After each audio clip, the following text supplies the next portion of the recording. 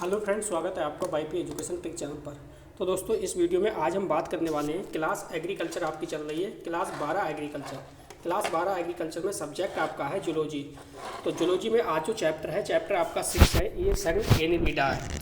तो phylum Annelida जो है आपका, फाइलम एनिलिडा के अंतर्गत आपके सिलेबस में केचुआ को दिया गया है।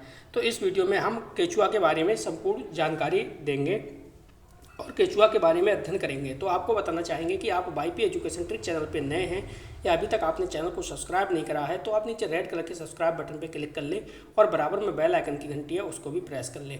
इससे क्या होगा कि जब भी हम वीडियो को अपलोड करेंगे तो उसका नोटिफिकेशन सबसे पहले आपके पास पहुँच जाएगा। तो दोस्तों, बिना किसी देरी के करते हैं टॉपिक को स्टार्ट।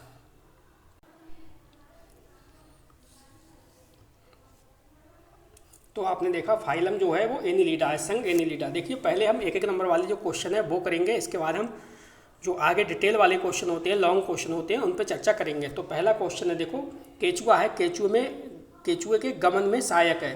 तो केचुए के गमन में क्या सहायक है, वो है सीटी और एवं पेशियाँ। ये आपको ध्यान रखना है, ये क्वेश्चन बहुत बार पेपर में आया है। इसमें मैं इस चैप्टर में वो ही कराऊंगा जो एग्जाम में आने वाला है, ठीक है। फालतू की चीज़ें मैं आपको नहीं कराऊंगा, क्योंकि फालतू की चीज़ें पढ़ने से कोई फ़ायदा नहीं है। वही चीज़ें आपको कवर करनी है जो पेपर में पूछी जाएंगी। अगला क्वेश्चन है, केचुआ होते हैं। तो केचुआ आपको ध्यान रखना है, ये सर्वाहारी होते हैं।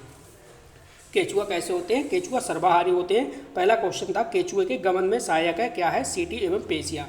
आप ध्यानपूर्वक वर्ष सुनते रहिए, समझते रहिए। इसकी पीडीएफ है, वो आपके व्हाट्सएप ग्रुप में शाम तक मिल जाएगी।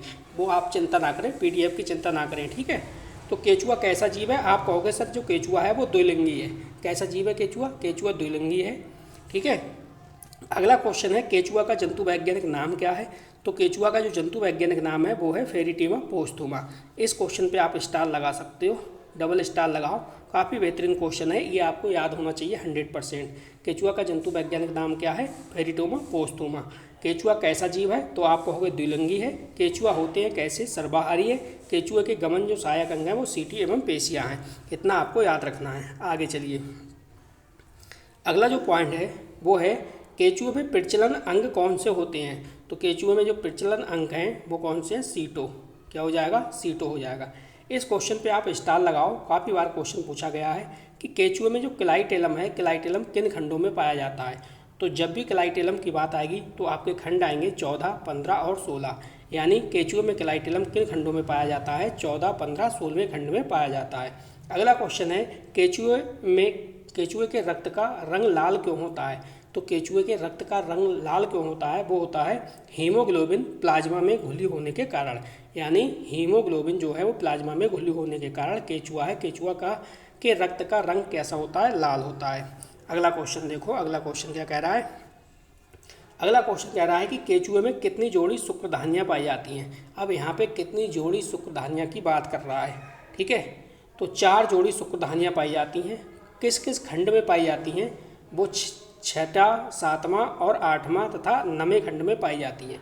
इस क्वेश्चन पे आप स्टार लगाओ, बहुत बार पेपर में पूछा गया है, ठीक है। आप मस्ती से, आराम से, ध्यानपूर्वक वीडियो को देखते रहिए। वीडियो को ज़्यादा से ज़्यादा लोगों को शेयर करिए, अपने दोस्तों को व्हाट्सएप ग्रुप में जोड़िए। इसकी पीडीएफ आपको व्हाट्सएप ग्रुप में 100% शाम तक मिल जाएगी, ठीक है। आप नोट्स लगातार बनाते हुए चलना। केचुए का शरीर कितने खंडों का होता है, तो ये भी क्वेश्चन आपको याद रखना है। 100 से 120 खंडों का होता है केचुए का शरीर, ठीक है। और केचुआ में जो कितनी जोड़ी शुक्रधानियाँ पाई जाती हैं, तो आपका जवाब होगा 4 जोड़ी।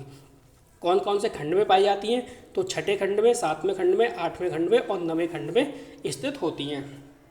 अगला क्वेश्चन है कि भैया जो केचुआ है, केचुए में कोकून का क्या महत्व है। देखो, केचुआ जो है वो, केचुए में कोकून है, कोकून का क्या महत्व है। तो देखो, केचुए के कोकून में निषेचन क्रिया तथा भ्रूणीय विकास संपन्न होता है। यानी केचुए के कोकून में क्या होता है, निषेचन क्रिया तथा भ्रूणीय विकास संपन्न होता है। निषेचन क्रिया होती है और भ्रूण का विकास होता है। निषेचन क्रिया और भ्रूण का क्या होगा, विकास होगा, ठीक है। एक एक नंबर वाले क्वेश्चन अब आपके समाप्त हो गए। चलिए, अगला क्वेश्चन है। ये क्वेश्चन कई बार पेपर में पूछा जा चुका है। क्वेश्चन आपसे पेपर में पूछेगा कि आप ये बताओ, जो संघ एनिलिडा है, एनिलिडा के प्रमुख लक्षण को समझाइए। जब भी संघ एनिलिडा की बात आए तो आपके दिमाग में एक शब्द आना चाहिए, वो आना चाहिए केचुआ। आपको पता होना चाहिए कि संघ एनिलिडा है, एनिलिडा संघ के अंतर्गत केचुआ आता है। तो समझो वो केचुआ के समान लक्षण आपको बताने हैं। केचुए के सामान्य लक्षण ही आपको लिखने हैं। देखो पहला पॉइंट क्या है, इसका जो शरीर होता है वो कृमिवत, त्रिस्तरीय तथा खंडयुक्त होता है। कैसा होता है, इसका शरीर जो है केचुए का लंबा, कृमिवत, त्रिस्तरीय तथा खंडयुक्त होता है। अगला जो पॉइंट है वो है गमन जो है वो सीटी पाशपात द्वारा होता है। गमन सीटी पाशपात द्वारा होता है। तीसरा पॉइंट है कि शरीर में वास्तविक देहगुहा पाई जाती है। शरीर में कैसी देहगुहा पाई जाती है, तो आपका जवाब होगा वास्तविक देहगुहा पाई जाती है, यानी केचुए के शरीर में वास्तविक देहगुहा पाई जाती है। अगला पॉइंट, केचुआ मतलब इसकी देहभित्ति जो होती है, देहभित्ति पेशीय एवं संकुचनशील होती है। केचुआ की जो देहभित्ति है वो पेशीय एवं संकुचनशील होती है, ये पॉइंट आपको ध्यान रखना है। रक्त परिसंचरण बंद प्रकार का होता है, यानी जो केचुआ है, केचुआ में जो रक्त परिसंचरण है वो बंद प्रकार का होता है। हीमोग्लोबिन प्लाज्मा में घुला रहता है, हीमोग्लोबिन प्लाज्मा में घुला रहता है। तो ये 6 पॉइंट है, ठीक है। 6 पॉइंट बिल्कुल सिंपल वाले पॉइंट मैंने आपको लिए, साधारण से लिए हैं, वो आराम से आपको याद हो जाएंगे। तो संघ एनिलिडा के प्रमुख लक्षण हो गए। संघ एनिलिडा की जब भी बात आएगी तो आपके दिमाग में जल्दी से आ जाना चाहिए केचुआ। अगला पॉइंट, ये इस पर आपको स्टार लगाना है, इस क्वेश्चन पे आप स्टार लगाओ, ठीक है। यहाँ ये पेपर में छपने वाला क्वेश्चन है, ठीक। क्वेश्चन कह रहा है केचुआ किसानों का परम मित्र क्यों है। केचुआ किसानों का परम मित्र क्यों है, या अथवा करके पूछे कि केचुआ का आर्थिक महत्व बताओ। चाहे केचुआ का आर्थिक महत्व पेपर में आए, चाहे केचुआ किसानों का परम मित्र कहलाता है, ये पेपर में पूछे, दोनों की बात एक है। समझो आपको एक ही आंसर लिखना है, दोनों जगह कहीं पे भी आ जाए ये। पहला पॉइंट देखो, इसमें केचुआ जो है, केचुआ मिट्टी में बिल बनाकर रहता है। तो ये बात आपको भी पता है, जो केचुआ है, केचुआ मिट्टी में बिल बनाकर रहता है। यह नीचे की मिट्टी को ऊपर लाते हैं, इस कारण इन्हें प्राकृतिक हलवाला कहा जाता है। यानी जो केचुआ है, केचुआ मिट्टी में बिल बनाकर रहता है, यह नीचे की मिट्टी को कहाँ लाता है, ऊपर लाता है, इस कारण इन्हें प्राकृतिक हलवाला भी कहते हैं। पहला पॉइंट। दूसरा पॉइंट ये हो गया कि बिलों के कारण मिट्टी में वायु संचार अच्छा बना रहता है। यानी केचुआ जब बिल बनाता है तो उस बिल के कारण जो मिट्टी है, मिट्टी में जो वायु संचार होता है वो अच्छा बना रहता है। नेक्स्ट पॉइंट है, केचुआ मछली पकड़ने के चारे के रूप में प्रयोग किया जाता है। आपने देखा होगा कई बार जो तालाब होता है, तालाब में मछली होती है, तो मछली मारने के लिए इस केचुआ का यूज करते हैं। जैसे कोई कांटा होता है, कांटे में केचुआ को फंसा लेते हैं, इसके बाद वो उसमें पानी में छोड़ देते हैं, तो जो मछली होती है उसको, कांटे को, केचुआ को खाने के लिए आती है, तो वो कांटा उसके मुंह में फंस जाता है, इस कारण, ठीक है। तो केचुआ मछली पकड़ने के लिए चारे के रूप में भी काम आता है। अगला को पॉइंट है, केचुआ का उपयोग आयुर्वेदिक तथा यूनानी औषधि निर्माण में सहायक है। यानी केचुआ का उपयोग और कहाँ होता है, देखो केचुआ का जो उपयोग है वो आयुर्वेदिक और यूनानी औषधि, आयुर्वेदिक और यूनानी औषधि का निर्माण में सहायक है। अगला पॉइंट देखिए, अगला पॉइंट कह रहा है आपसे, भाई केचुआ है, केचुआ के उत्सर्जी पदार्थ मिट्टी को उपजाऊ शक्ति बढ़ाते हैं, मिट्टी की उपजाऊ शक्ति बढ़ाते हैं। यानी केचुआ के जो उत्सर्जी पदार्थ होते हैं वो मिट्टी की उपजाऊ शक्ति बढ़ाते हैं, जिससे कि फसल अच्छी होगी, ठीक है। ये पॉइंट हो गया आपका। अगला जो पॉइंट है आपका, अगली जो हेडिंग है आपकी, वो पेपर में बनता है, यहाँ से देखो बनता है कि फीताकृमि, आपसे पूछेगा फीताकृमि तथा केचुए में अंतर बताओ। तो आपको फीताकृमि और केचुए में अंतर बताना पड़ेगा, तो ये आपको याद करना पड़ेगा। एक तरफ फीताकृमि है, दूसरी तरफ आपका केचुआ है। तो फीताकृमि के बारे में समझो, यह परजीवी होता है, ठीक है, और केचुआ जो होता है ये स्वतंत्र जीवी होता है। फीताकृमि परजीवी होता है, केचुआ जो है वो स्वतंत्र जीवी होता है। नेक्स्ट है, जो फीताकृमि है ये चपटा लंबा फीतेनुमा होता है। ये कैसा होता है, चपटा लंबा फीतेनुमा। लेकिन जो केचुआ है, केचुआ बेलनाकार होता है। अगला पॉइंट है, इसमें देहगुहा का अभाव होता है, ठीक है। फीताकृमि में देहगुहा नहीं पाई जाती, लेकिन देहगुहा पाई जाती है। किसमें, केचुआ के अंदर देहगुहा पाई जाती है। मैंने वो पॉइंट लिए हैं जो आपको सिंपल लगे, सरल लगे और आराम से आपको याद हो जाए, और पेपर में आए तो आप आराम से आप लिख दो। अगला पॉइंट है, शरीर में लगभग 800 से 1000 खंड होते हैं। कितने, 800 से 1000। यानी फीताकृमि है तो फीताकृमि के शरीर में लगभग 800 से 1000 खंड होते हैं। जबकि अगर हम केचुआ की बात करें तो केचुआ के शरीर में 100 से 120 खंड होते हैं। कितने, 100 से 120 खंड होते हैं। ये बात आपको ध्यान रखनी है। अगला पॉइंट है, स्वनिषेचन होता है। ठीक है, फीता कर्मी है, फीता कर्मी में स्वयं निषेचन होता है, जबकि जो केचुआ है केचुए में पर निषेचन होता है। केचुए में क्या होता है? पर निषेचन होता है। तो ये तो क्वेश्चन हो गया आपका फीता कर्मी तथा केचुआ में अंतर। रोजाना क्लास जूलॉजी की आपकी शाम को 7 बजे चलती है। ठीक है, ये बात आपको ध्यान रखना है। तो वीडियो को ज़्यादा से ज़्यादा लाइक करा करो और ज़्यादा से ज़्यादा आप लोग अपने दोस्तों में शेयर करिए। अपना ग्रुप बना हुआ है, उस ग्रुप में आप ऐड हो जाइए। इस वीडियो के डिस्क्रिप्शन में जाइए, वहाँ पे मैंने लिंक दे दी है, व्हाट्सएप ग्रुप की लिंक दे दी है, उससे आप जुड़ जाइए तो आपको रोज़ाना का रोज़ाना वीडियो वगैरह मिल जाया करेगा। अगला जो पॉइंट है आपका वो है केचुए का वर्गीकरण। दोस्तों केचुए का वर्गीकरण भी 100% आपको याद होना चाहिए। ये 2 मार्क्स में भी पूछा जा सकता है। देखो पहले पूछेगा संघ, इसका संघ क्या है? तो ये एनिलिडा संघ का है। वर्ग अगर पूछे तो ओलाइगोकीटा है। गण पूछे तो ओपिस्थिफोरा है। वंश पूछे तो फेरिटोमा है। जाति पूछे तो पोस्तुमा है। और इसी प्रकार से जंतु वैज्ञानिक नाम क्या हो गया? फेरिटोमा पोस्तुमा, फेरिटिमा पोस्तुमा। तो इसका वर्गीकरण भी आपको याद रखना है। जितने मैंने ये पॉइंट बताए हैं यानी संघ, वर्ग, गण, वंश, जाति, ये सब आपको याद होने चाहिए।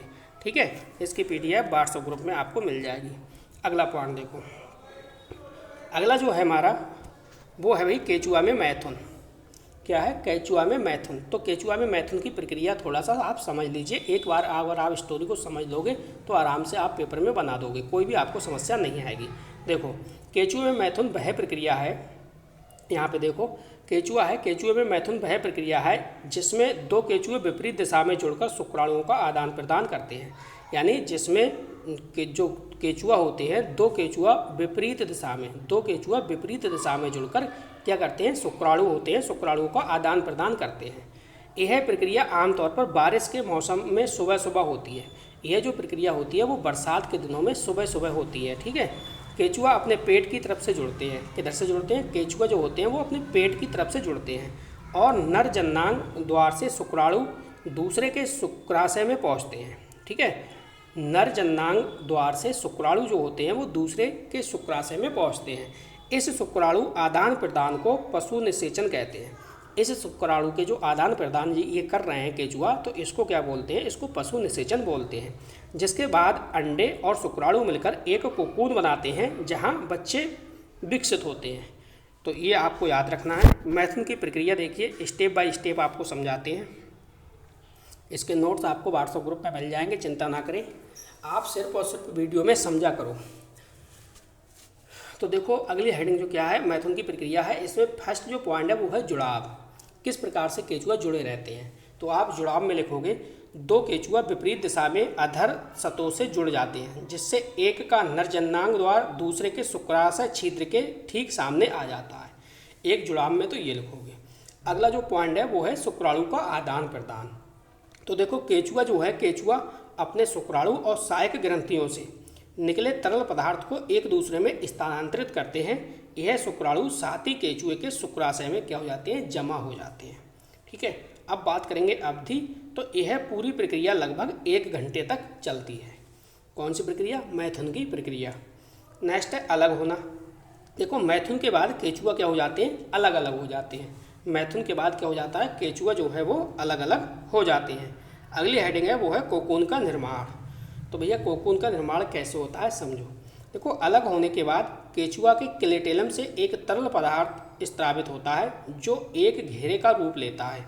इस घेरे में मादा जननांग जो छिद्र हैं, मादा जननांग छिद्र से निकले परिपक्व अंडे और शुक्राशय में संग्रहित शुक्राणु प्रवेश करते हैं।